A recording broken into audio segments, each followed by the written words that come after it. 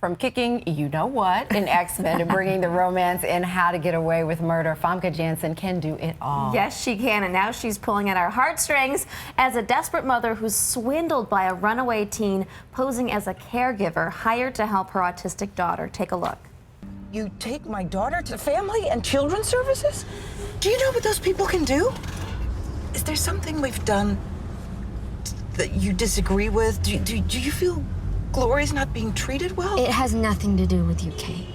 It has nothing to do with this. I just don't want you to not like me. Oh, Famke, this looks good. She's here live. And she's holding one of our puppies up for adoption a little bit later. Sweet. And you look at you. Frederick had him growling, and look, you put the puppy to sleep. I'm dog obsessed. She's My a dog dog is going to be whisperer. so We like her jealous, already. yes. Let's talk about this role. It seems very emotional. What drew you to this character? That being one of the reasons, certainly, Yeah. and it's a beautiful little story. It's very authentically told because the filmmakers both have it's a female female director named Janet Grillo, and we have a female writer named Jennifer Deaton, and both of them have experience firsthand with children with autism. Yeah. And so it's authentically told, but it's not a film about autism. It's really a film about love and disconnection and connection and trying a family in the midst of a lot of turmoil. Yeah. And my character Kay takes a job at the beginning of the movie because she needs to go back to work, and they have a very high bills, obviously, from trying to raise their child and all the extra special needs. Child care for special needs child. Exactly. Yeah.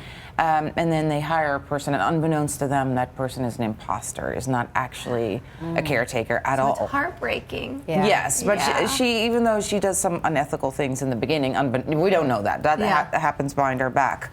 But she does ultimately have a great influence on the child. The problem is, the betrayal, finding out. Oh, it's a good story. Yeah, and it is about family, but it is also about showing this realistic portrayal of life with an autistic child. So how much did you rely on these two women, the writers and directors, to kind of guide you in what that looks like? But it's really amazing to have that firsthand experience and then talk to people who actually know about it, because when you tell stories like this, you want to tell them authentically. Right. Make sure they're told truthfully. Yeah. And it's a hot button topic right now too. it really is. Yeah. Definitely. Well, let's switch gears a little bit and talk a little Blacklist. Oh. Okay, you've been on the Blacklist as a character there. Now you're going to be part of a spin-off.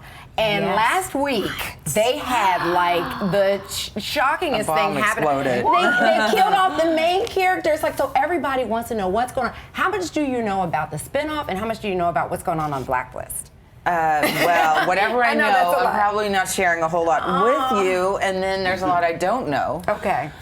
Yeah, so the episode that is going to be, I'm on 2 episodes with them, and they're going to air soon in early May, and then that potentially spins off to its own series and would be Ryan Eggold and I, in the way that kind of Reddington and Elizabeth Keener set up, or sort of a similar setup in the spin-off. Okay. So no Tom is going to live. Her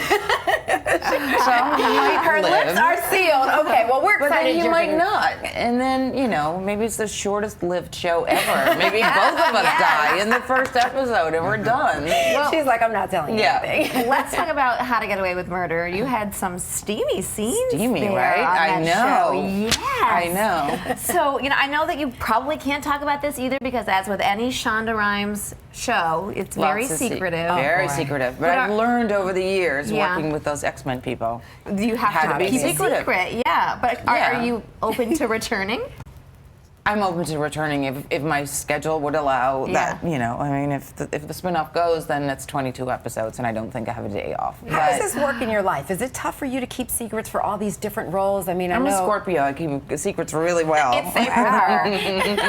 That would eat me up. That was a jealous. Let's talk about X-Men, because you talked about that. Can we talk about Sophie Turner, who's going to play kind of your character from X-Men? And she came to you to say, is it okay? Such a doll. She emailed me and said, do you have any pointers? And I said, you don't need any. You're perfect. That's lovely. I give you my blessing. Go do what you want to do. Because she didn't have to do that? No, of course not. So That's sweet. really nice. Yeah. I can't wait to see. Okay, well, good stuff coming up with you, even though she can't talk about it. All right, well, you can catch Jack of the Red Hearts, which you can talk about, when it premieres this Saturday at 8 p.m. on Lifetime. Good stuff. And Famke, great to have you here. Thank you. That is puppy. in love. I mean, look at I'm this in love. Totally too. different puppy. See, in her arms. Look at that. All right, Hold on. that's how you know it's the right connection.